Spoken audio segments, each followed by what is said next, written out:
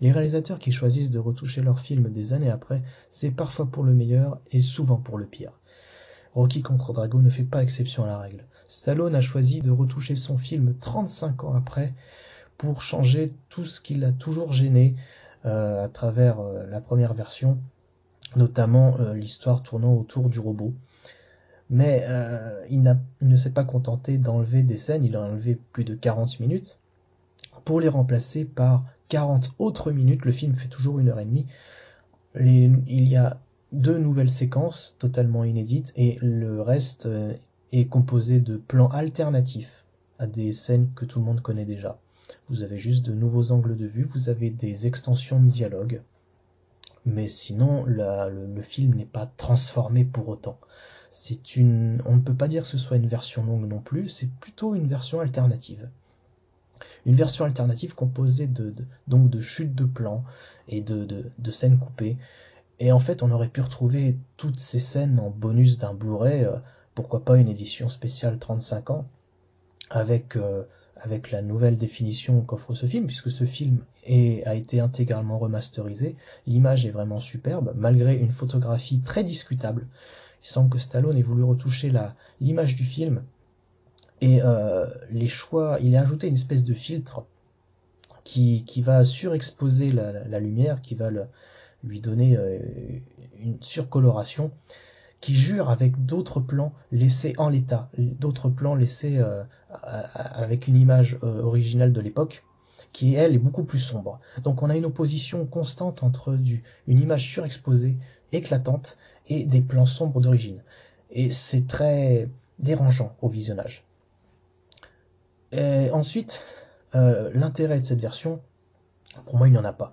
Même que je trouve que cette version est moins bonne, puisque les ajouts que Stallone a voulu faire ne servent à rien, ils n'apportent rien au film, ils ne l'enrichissent pas, ils vont même jusqu'à, je trouve, dégrader la version d'origine et dégrader le personnage de Rocky.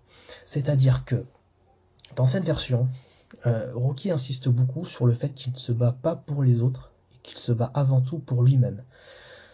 Et il mène en fait le même discours que Drago lui-même, puisque Drago dit à un moment du film qu'il se bat que pour lui.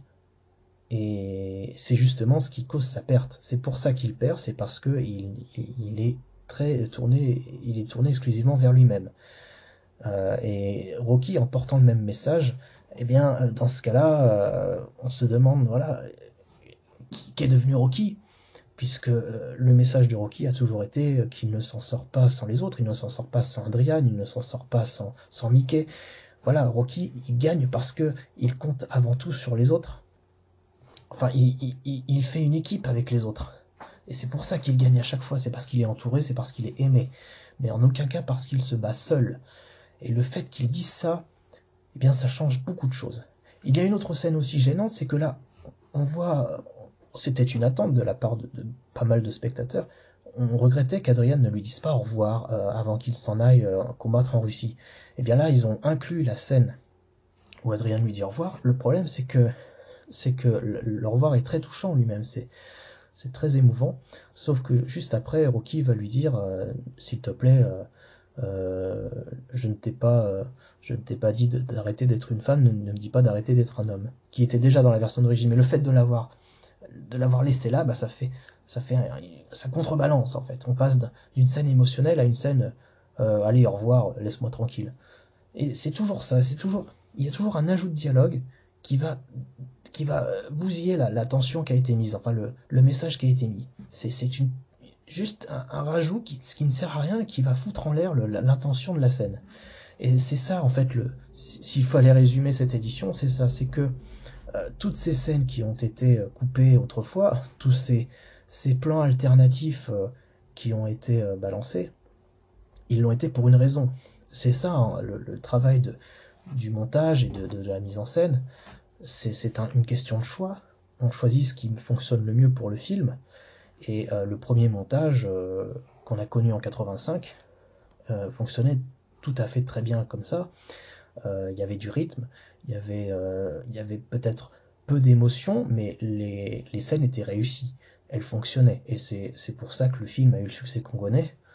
Et le fait est que ici, tous ces rajouts, toutes ces modifications, je trouve, n'apportent rien et ne n'apportent pas la même émotion, n'apportent pas d'intensité, n'apportent rien vraiment, et vont même diminuer l'impact du film, l'impact des scènes.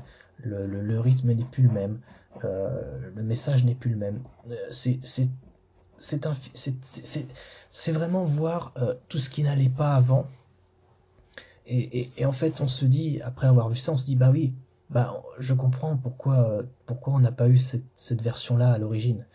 Pourquoi, voilà, mais alors pourquoi avoir fait cette version alors, quel est l'intérêt? Bah, je dirais que l'intérêt c'est pour les curieux avant tout, ceux qui voulaient voir, ceux qui veulent absolument tout voir, qui aiment bien voir les scènes coupées, ce genre de choses.